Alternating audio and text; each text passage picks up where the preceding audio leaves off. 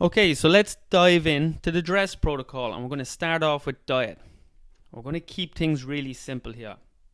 We're looking for an anti-inflammatory diet, that's it, and eating really good quality food. Keep it really simple. There's so many fad diets out there, it's so easy to overcomplicate things and stress out over it. We're just going to focus on food that doesn't cause an inflammatory response. Alright? For the most part, that's going to be meat, fruit, veg, seeds, and nuts. Gluten, which comes from a lot of grains, and dairy cause a host of issues for most of the population. So just by taking out gluten and dairy, people can really see a lot of benefits pretty quick as well. Now, you can have issues with vegetables. Some vegetables might cause problems for one person and not the other. Now, you can do a food sensitivity test to see exactly what foods you can and cannot eat, but you can also try an elimination diet where you take out a vegetable, let's say some vegetable that you eat regularly. You can maybe take it out and try and replace it with something else, something new, and then see if that improves your symptoms. For meats, instead of eating chicken, maybe try turkey for a while. Instead of beef, maybe try pork, whatever it might be. But just rotating the diet a little bit, maybe pick one or two different foods, give that a go for a couple of weeks and see if you see any improvement. So that's one way of approaching it. But we got to be eating good quality foods, get the nutrients in, because if you're dealing with burnout, your system's run down and it needs to replenish. This is a quote from a book called Adrenal Fatigue, the 21st Century Stress Syndrome, from James L. Wilson. By the time you're in a state of adrenal fatigue, what they call now dysfunction, your cells have used up much of your body's stored nutrients and are in a desperate need for new supply just to continue function, let alone heal. Okay, so we got to lower that inflammation and eating clean food. Keep it organic and stick to your vegetables. We're going to go into a little bit more detail and good quality meats, and we'll put you on a little plan. So we want to avoid fad diets. Every couple of months or couple of years, there's a new diet that comes on the block. Right now, intermittent fasting is very popular. Now, intermittent fasting is a great tool, has a lot of health benefits. And typically, what intermittent fasting is, you stop eating at 8 p.m. and then you don't eat again till 12 p.m. the following day. So it's a great way to give your digestive system a bit of a break, because we definitely do eat too much and it's overworked, and we allow some healing and the gut can repair. But for someone who's dealing with burnout, adrenal dysfunction, high anxiety, their system's just running to the ground, we don't want to go through these prolonged fasts. We need, as we just mentioned, the body needs the nutrients, so we need to keep feeding it. Feed it the right amount and the right foods. The ketogenic diet is another very effective diet, and that's a very low carb diet, and it forces the body to break fat down for fuel. Breaks fat down into ketones. The brain thrives on these ketones, and it's great for brain function, has a whole host of health benefits, but the carbohydrate levels are too low for the ketogenic diet. Okay, for someone again dealing with adrenal dysfunction, because the cortisol is what's going to be called upon to bring the sugar levels back up. We mentioned that cortisol has three main roles, and one of them was regulating blood sugar, and this is how it works. So when our sugar levels are normal, that's when our brain functions properly and our cells are getting the energy it needs. Now, if you eat a high sugary, high carbohydrate meal, your sugar levels will spike. And then insulin is going to be called upon, okay, to bring the sugar levels back down, because insulin is like the key to the cells. It takes the sugar and it opens up the cells and puts the sugar in. And that will lower the blood sugar back down to normal again.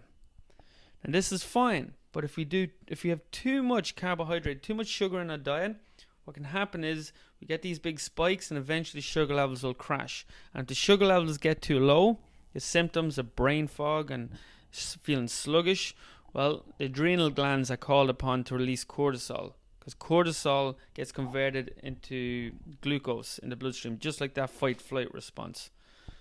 Alright, so the cortisol levels will bring it back up. So we want to be careful with the carbohydrates. If we're eating far too much carbohydrates, we're running the risk of these sugar level crashes and more stress on those adrenals. But then if we go with diets that are like ketogenic and intermittent fasting, where the sugar levels can drop too low, again, this is going to be just calling upon more cortisol, and that's what we're trying to avoid.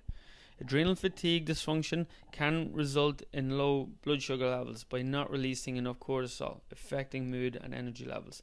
So if the cortisol is not being produced because of adrenal dysfunction, then we can run the risk of low blood sugar.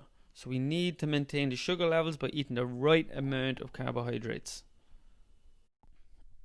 So how do we approach diet? Well, this acronym comes from health coach Sean Croxton, J.E.R.F, just eat real food. So to try and keep diet as simple as possible.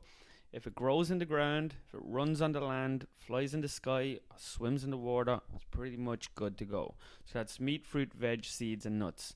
Now for the carbohydrates, we want to get most of our carbohydrates from root vegetables, such as yams, sweet potato, and fruit. We want to stay away from the grains because they're going to cause an inflammatory response, especially gluten. So we want to move away from that, and again, just keeping diet simple. We definitely don't make it too complex. Now, we do need an individual approach depending on your genetic background. Some people need more carbohydrates just to regulate the sugar levels than others. But again, you can just modify, play with the carbohydrates, and for the most part, just keep things organic and clean, and you're going to get some good results. Next, we're going to look at is rest. Okay, say goodnight to your sleepless nights. Sleep is not just to provide you with energy for the following day. So here we have the circadian rhythm. Now that is the cortisol production throughout the day is what gives us the circadian rhythm. And what we should see is nice and high cortisol in the morning. As you can see there, that black line represents cortisol. So at 9 a.m., cortisol is nice and high. That gets you up out of bed and allows you to get you through the day while the sun is up and get your work done.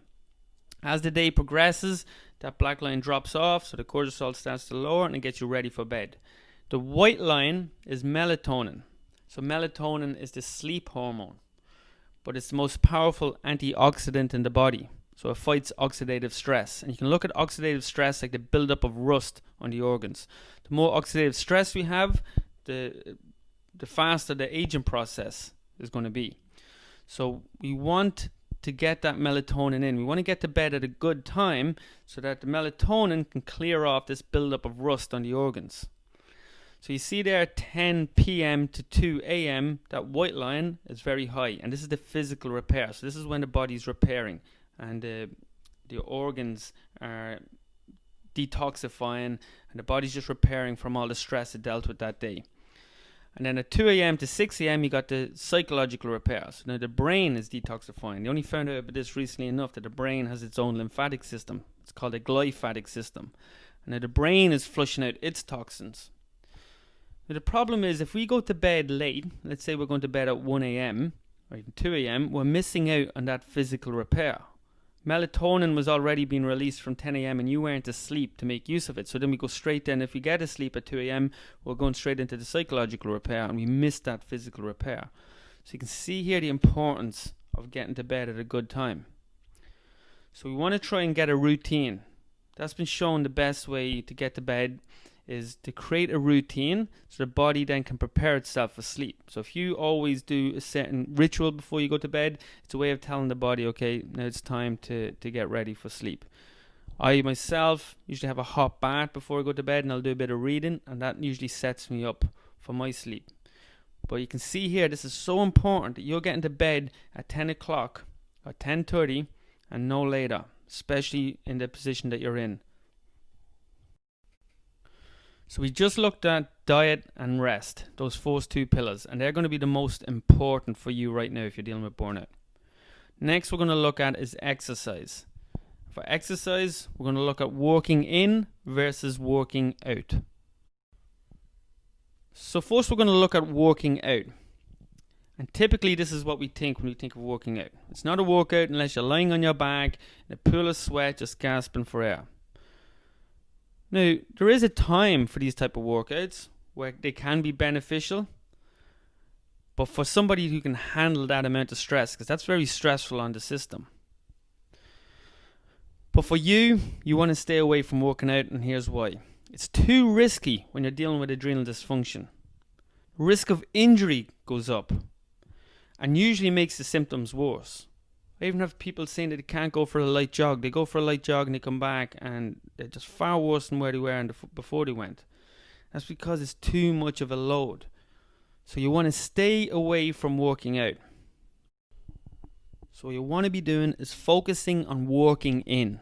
If you're watching this webinar, stay away from the workouts. That's too stressful. So what does working in consist of? It improves posture with corrective exercises. Okay, so as we improve posture, it takes stress off the joints. It allows deeper diaphragmatic breath so you can get oxygen around the body. It also improves confidence. So it's a great way to lower stress on the structure, improve your posture, and it makes you just feel better. Movements combined with breath work, such as yoga and Tai Chi, it's a great way to energize the body. Okay, and it's low intensity, and you can just stretch out those tight muscles. And again, this is another great form of working in. Meditation, great way to lower the mental emotional stress.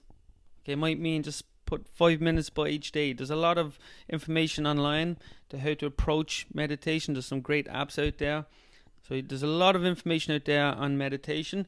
Maybe put by a 5-minute practice each day to start and then improve on the time. But it's a great way to lower the mental emotional stress. So again, the benefits of working in: improve your posture, lowers stress on the joints, it energizes and recharges the body, as well as promotes good blood flow. Okay, so now we're getting oxygen around the body, we're getting the blood pumping around the body. The blood carries the nutrients for the body to repair.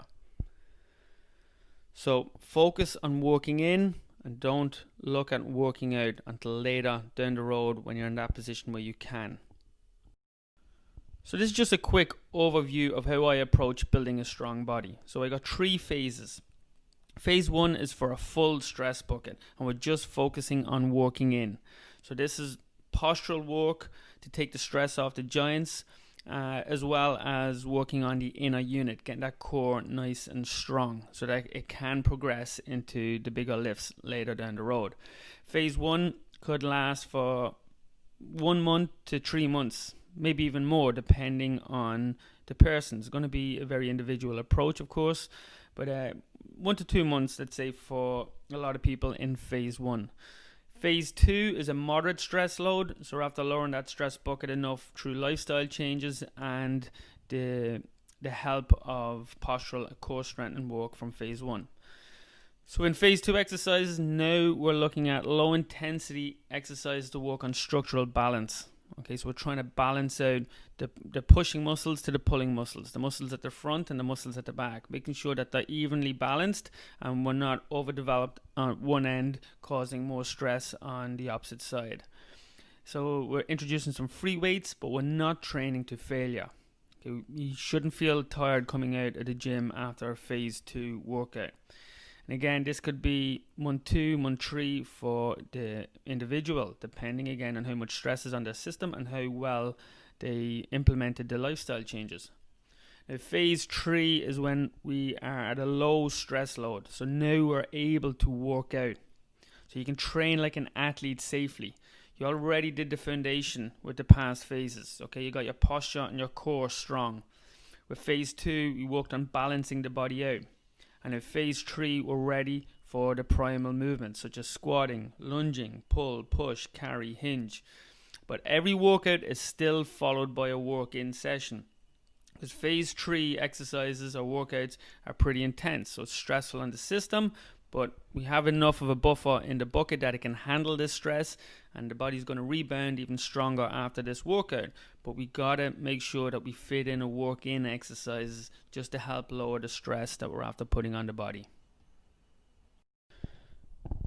So now we're going to look at stress reduction and supplements. Okay, so we spoke about mental emotional stress. It's a huge one when it comes to filling up that stress bucket. Talk therapy can be very helpful, but may not be the best option if it's someone dealing with unresolved trauma. So if there is some trauma, maybe you don't even know you're dealing with some trauma. It could have been something that happened to you years ago when you were younger and you maybe forgot about it, or you're just pushing it in the back and something you ignore. Well, your nervous system holds on to that and feels that and sees that as a threat. So trauma needs to be addressed.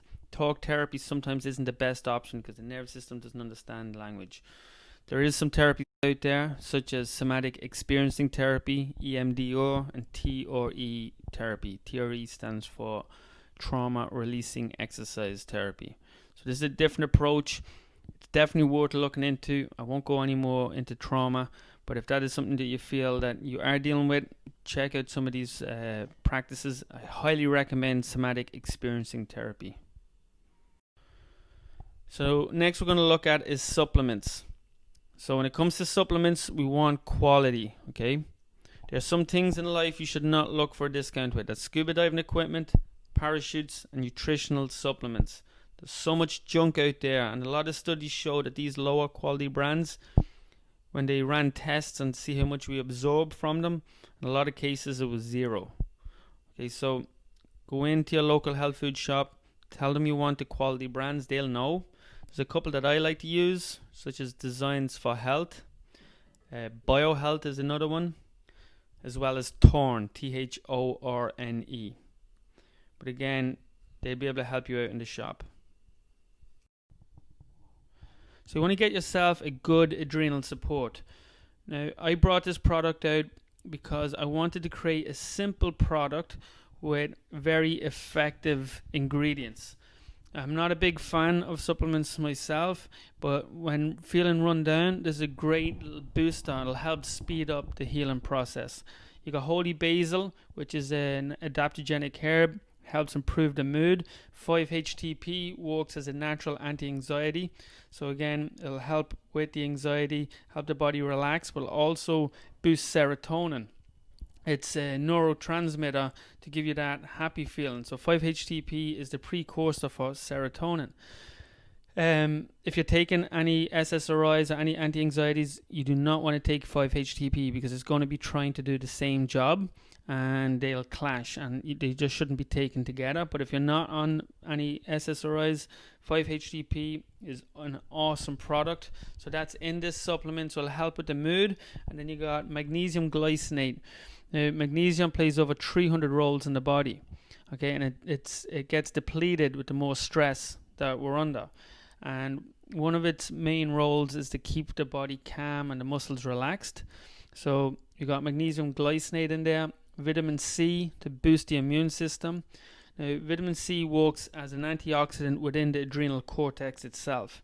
So you look at oxidative stress, like the buildup of rust, okay, so the adrenals, if there's too much stress on the body, you look at it like the rust starts to build up in the organ, and vitamin C will come along and get rid of that rust and essentially slowing down the aging process. And then the B vitamins are very important for the nervous system. You can get this product at www.adrenalboost.ca, and you can order from there if you live in Canada or the United States. So now you have the D.R.E.S protocol.